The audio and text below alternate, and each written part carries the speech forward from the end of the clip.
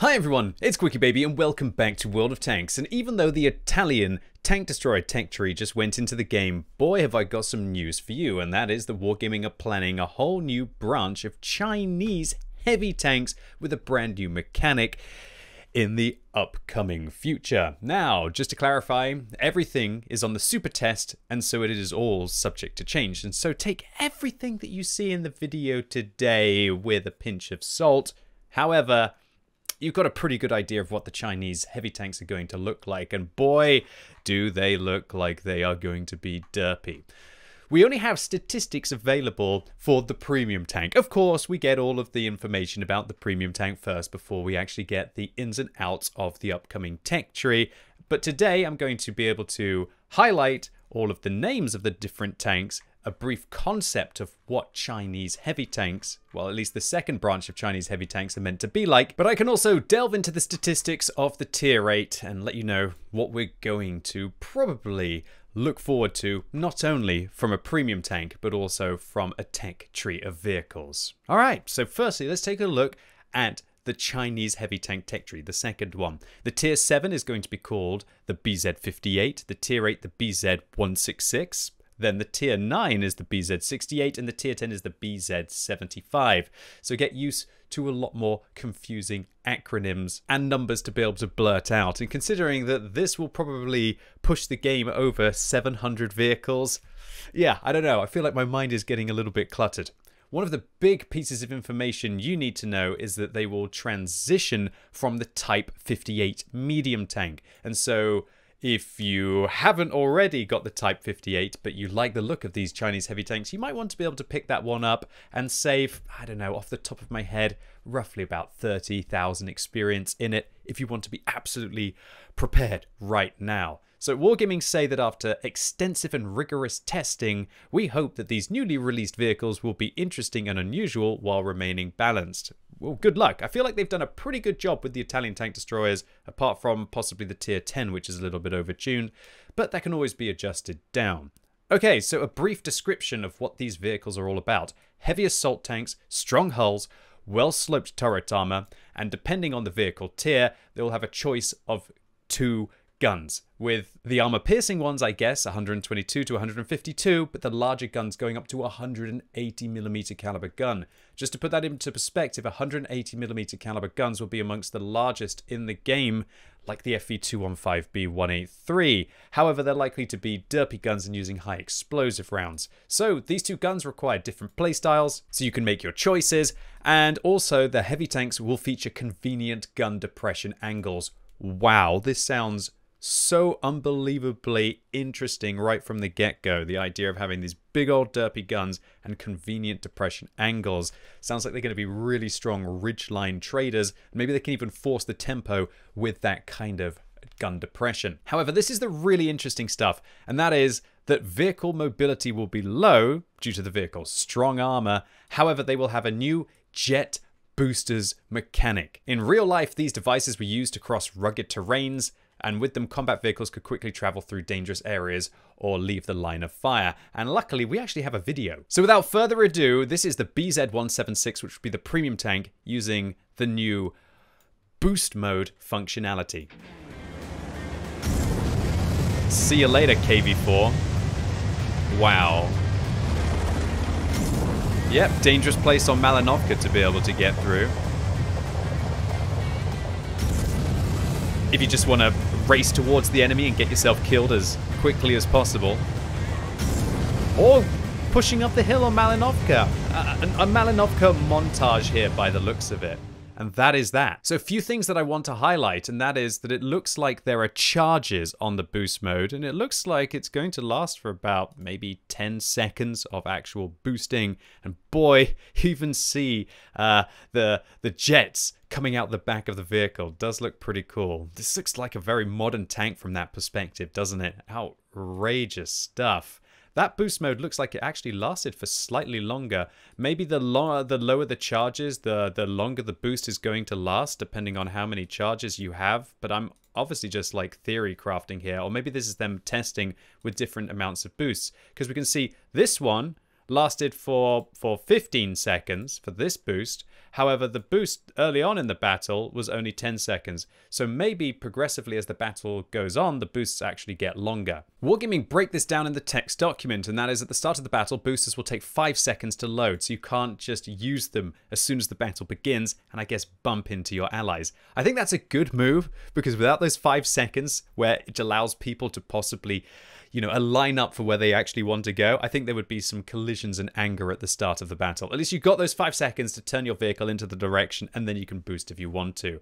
Looks like you're going to be able to have 4 boosts in a battle that will last for 10 seconds. That's interesting because I'm wondering why one of the boosters that we saw in the video was lasting 15 seconds. The boost will increase engine power, top forward speed, as well as its initial momentum, allowing heavy combat vehicles to accelerate. While in use, jet boosters will mean that the vehicle has difficulty turning and also moving in reverse, as you would expect, and you will not be able to cancel the effect once the charge is fully depleted. Or shall I say, until the boost is done. And after that, there'll be a 5-second cooldown until you can use the boosters again, but that sounds absolutely outrageous. Can you imagine boosting in and maybe ramming one opponent, then spending 5 seconds turning your vehicle to a line up for the next one and boost into that one as well? You're definitely probably going to want to have controlled impact on this vehicle. And Wargaming follow up by clarifying that every vehicle in the new Chinese branch will feature the jet booster mechanic, but their configurations, i.e. number and duration of uses per battle, has yet to be finalized.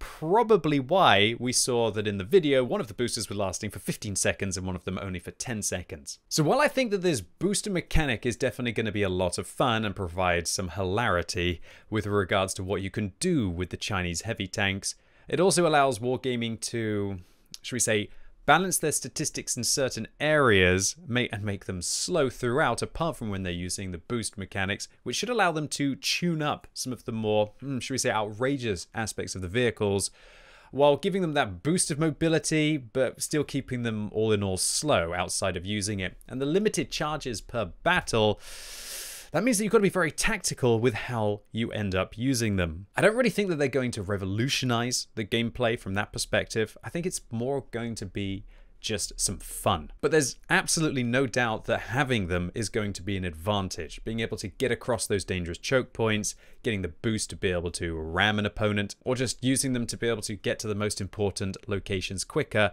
is going to be a definitive advantage. So when we take a look at the statistics of what will be the first Tier 8 Chinese premium heavy of the new tech tree with the boost mechanic, the BZ176, we can actually see what the change to the top speed is going to be. The 176 has a limited top speed of 30 kilometers an hour forwards, but when you use the boost, it's going to go up to 39. So you're increasing the top speed by nearly 25% on these boosters. And I wonder how a turbo will interact with that. Is this a percentage boost that's getting added on to the vehicle's top speed limit? How will field mods affect these vehicles as well? Or is the boost not a percentage based, but it's actually just a flat additional fixed amount, in this case 9 kilometers an hour? This will also be very interesting with how you can boost going downhill on a vehicle like this. And something that I'd like to ask Wargaming is that how does this affect the power to weight ratio of the vehicle, as they haven't put this in the mobility numbers? Are we getting a 50% increase to the horsepower of the vehicle, like it really looked like in the video, or is the horsepower doubling for that period? And QuickyBaby should have read the document, as Wargaming have actually clarified that when activated, these boosters double the engine power of the vehicle. So that means that you're going to go from being a relatively slow heavy tank up to being pretty much a fairly fast medium with a 21 horsepower per ton ratio. And so now that we know that it doubles engine power, I wonder if you end up taking a turbo on this vehicle, if that increase is also going to be doubled, as that could start making these vehicles very scary indeed. One of the important aspects that I'm sure a lot of you will be interested in is how good these things will be for ramming. And of course, when you want to ram, you've got to have some weight. And considering this vehicle has a 600 horsepower engine and its power to weight ratio is 10.5, that means that this tank is going to weigh 57 tons. So just because you can boost doesn't mean that you should boost, as 57 tons, at least for the premium tank, is going to make it weigh about the same as a T32 or a 53 TP. So don't think you're just going to be able to boost into things and ram them unless the situation absolutely dictates that you should do so. But of course, for dealing with the smaller vehicles or any medium tanks, it could be a good opportunity. This definitely poses an interesting future for World of Tanks with this jet booster mechanic. Imagine if Wargaming literally puts this on something big and German or even Japanese. If they were to do that, you might have some of the most ridiculous ramming in World of Tanks history. And let's be honest, you know how hard an E50M can ram, and an E50M weighs 60 tons. If this thing is going to weigh about 57, if you're even to whack a spall liner on it because you're an absolute mad lad, even though I would never recommend that, combined with controlled impact, this thing could definitely be a bully.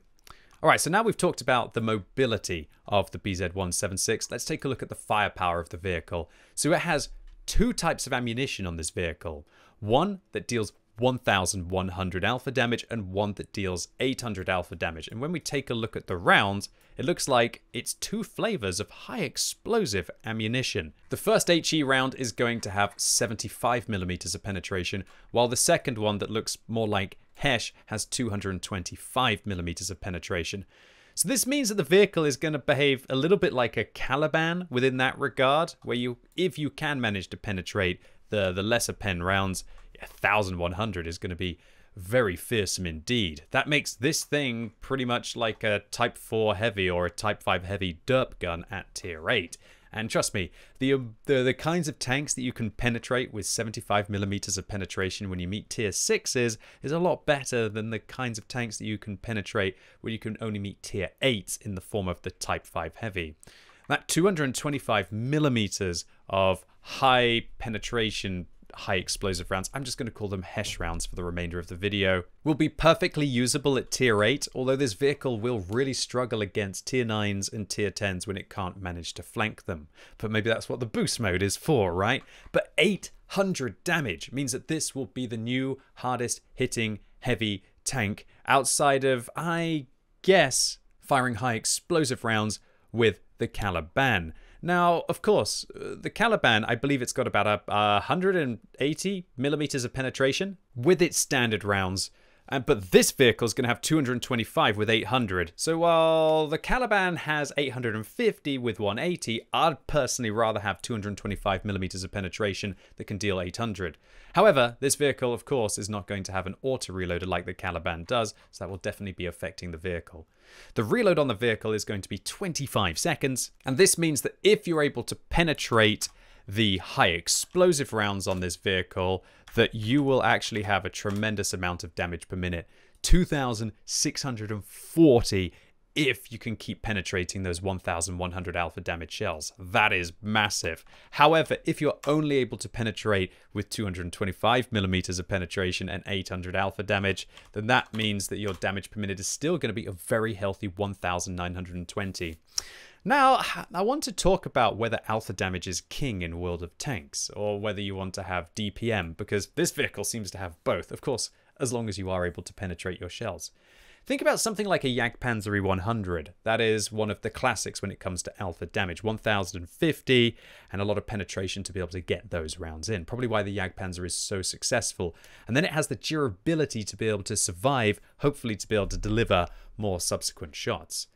However, when you start to take very high alpha damage, like a Jagdpanzer 100, if you're able to penetrate the HE shells, and you start to drop it down to tier 8, sometimes you can get yourself into these awkward situations where you'd rather have less alpha damage to be able to finish off a lower health tank. And do you really need 1,100 when you're shooting at a tier 6 or a tier 7? No, it's kind of overkill in that scenario. Whereas a Jagdpanzer 100, when it penetrates, it's only taking off half of the hit points of its equal tier tanks, and if it's shooting at a tier 8, it's almost the perfect amount to be able to remove at least 2/3 to all of its hit points. I feel as if you might be able to take alpha damage to too much of an extreme, and whether this vehicle does that, well, we're just going to have to be seeing in the gameplay. All you really need to know is that this tank is going to be the new alpha damage daddy at tier 8 heavy. And considering that the vehicle looks like it's going to have a lot of survivability as well, could this be the ultimate new frontal assault heavy tank? Outrageous stuff so far. 3 seconds aim time, definitely not good. 0.4 accuracy, that's not bad considering that this is such a horrendous derp gun. Wargaming have given us additional statistics as well, and that is the dispersion when turning the turret is going to be 0.2, when turning the hull is going to be 0.2, and also when moving the hull is going to be 0.2. So definitely not great dispersion values there, but again, not horrendous dispersion values there.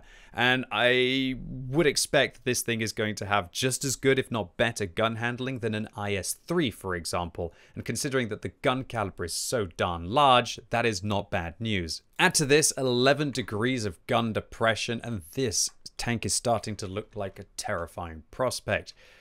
While there are derpy tanks like the Type 5 Heavy in the game that do have good amounts of gun depression, there's nothing really truly derpy outside of the Caliban at tier 8, and that doesn't have 11 degrees, that truly can provide such a big impact. And depending on how good the turret is going to be on this thing, and it looks like it's very decent, that will allow this thing to just control a ridgeline. And when it's got the alpha damage advantage, which it's even got high explosive rounds, which it doesn't have to penetrate to still do large amounts of damage to you, and then it's got that 11 degrees of gun depression, that's crazy.